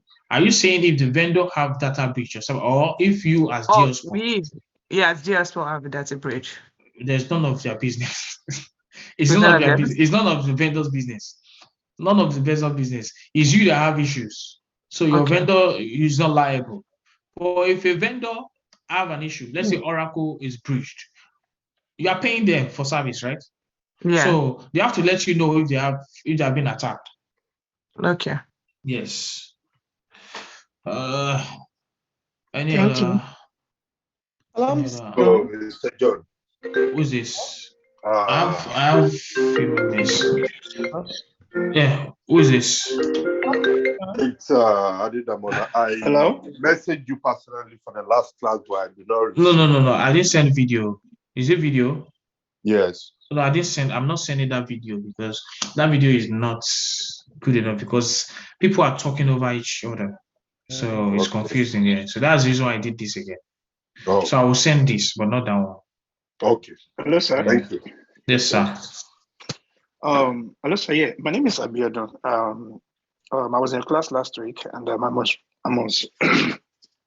say it again that I really do appreciate the way you programmed this today. But unfortunately, I'm yet to receive any of the messages that has been sent. I was being referred by Mary. Do you have my WhatsApp? Are you on? No, I don't have it right now. Okay, send me your name and a build. Okay, you know what? See, the problem is I have billions of things going on Yeah, I in my head. understand.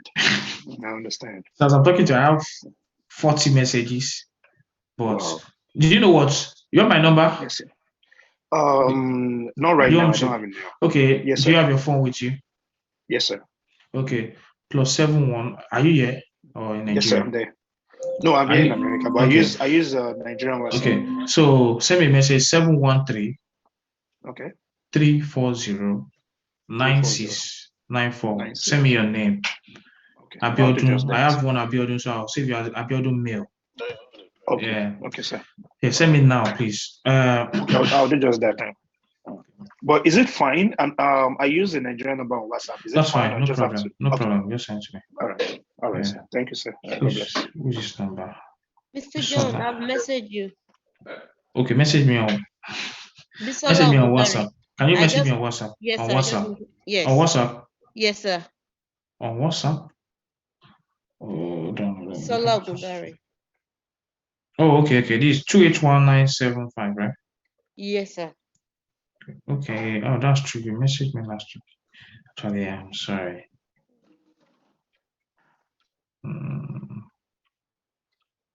Create contacts. Bisola or Bisola? Bu or B? B. Okay, Bisola Ogun. You have the same name, Ogunda. I have Bisola Ogundare, my childhood friend. Wow.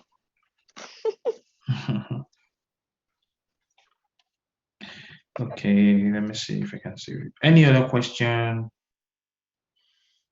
Any other question? Thank you, sir. Okay, you're welcome. I'll save you. I have a question. Sorry, John. This is Kenny Olukule. When I go to LinkedIn to look for job, I see cyber risk analyst. Yes, if you see anything risk, apply. Okay. If you see anything risk, apply. If you see anything GRC, apply. Okay. Don't just look for third party risk. If you see anything vendor, apply. Apply. Okay. Yeah. All right. Thank you. You're welcome. Yes, who is this? Yes, sir. Okay.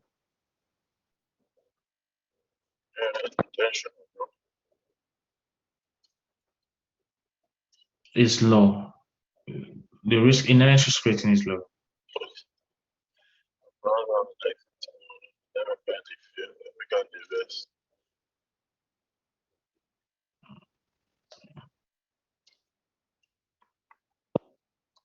Okay. Mm-hmm. Mm-hmm. Really? To the vendor? Really?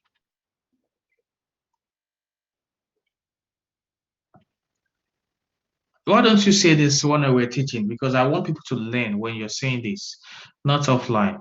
I would have loved you to speak. Yeah. Oh no. Oh yeah. I didn't see it. Oh, I'm sorry. Okay, I'm listening.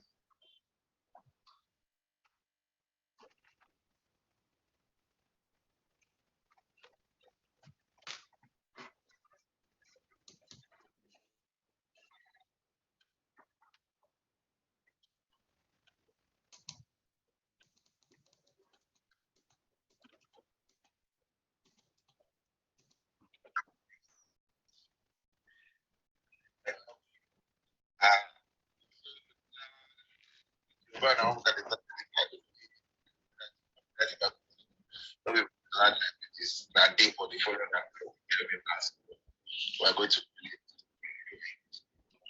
let me try. No. No. So normally for low vendor, you don't need to send the questionnaire to the vendor. I'll ask you this, how many vendors do you have in total in your company? Do you know? Yeah, that's the reason why they are doing all those bullshit. Because you can't have tons of vendors and you are sending questionnaires to, let's say, everybody. Because you don't need to send vendors to all vendors, right? The reason is because for low vendors, rather. So why are you classifying that vendor as low? There's a reason behind you classify. There's a logic behind classifying a vendor as low. There's a logic. There's a logic behind low. There's a. You know what? What's your name again? You are the one doing this interview. Who are these? Please mute yourself. Who are these people? Please mute yourself, though. We are trying to listen. We're very happy to have to connect with you once more. And again, just congratulations. It's for us. We know what we put behind the scene to build. This person should mute himself now, eh? We are still in class and you're talking like that, eh? Well, you wanted to win it, and you were able to do something wonderful, and we really respected that. How do you feel? I mean, being the winner of Gage Awards 2021. Oh my God! Can you won the awards for 2021? It was a great. Can you take the person out of the class? Please? I'm even trying to look for the person. Take the person out of the What's class. the person's name? Do you know? Your word. Always. Platform like Gage Awards, it's even more humbling, because that I'm not seeing it. To look up to get one, I couldn't see the person. It was absolutely humbling for me. Mr. John, can we just maybe take this topic as the first question next week Okay. and address it with everyone there? I just saw you, right? Ola Soji, I'm sorry. Message me and at the same time, please. I know, so try and remind me so you can actually bring this question to the class, please, so I can address it. It's a very good question, so I'll be able to. And at this Soji, please ask questions because you're working already. I know you're the one that told me that you're moving from vulnerability to a SOC analyst, right? Okay, I see. Okay, into VRM, the third party. Yeah, so I want you to ask questions because I know you have questions. Ask questions in the class. I will want to listen to your question because you're working, so they can actually learn from it. Yes, Anu, you have to take note of that. Yes, sir. Thank yes, you. John. All right, now take care. I need to go now. Bye, guys. Thank you, Mr. John. Bye. Thank